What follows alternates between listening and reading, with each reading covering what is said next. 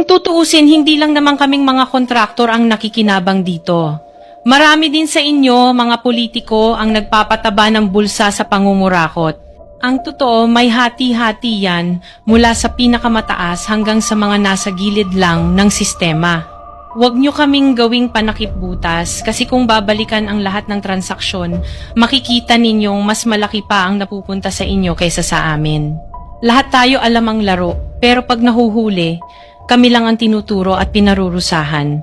Kaya wag ninyong ipakita sa publiko na malinis kayo dahil sa bawat proyekto may kapalit na porsyento para sa inyong mga opisina.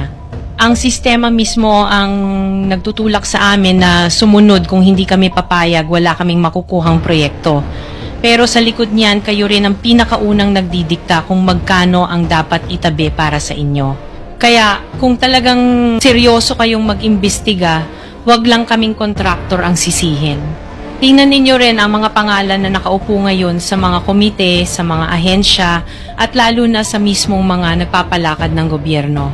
Dahil sa totoo lang, pare-pareho tayong nasa iisang lamesa, iba-iba lang ang laki ng parte na nakukuha. Kawawa po talaga ang mga mamamayang Pilipino kasi ninanakaw lang natin ang kaban ng bayan. Pera ng taumbayan pero tayo ang nakikinabang.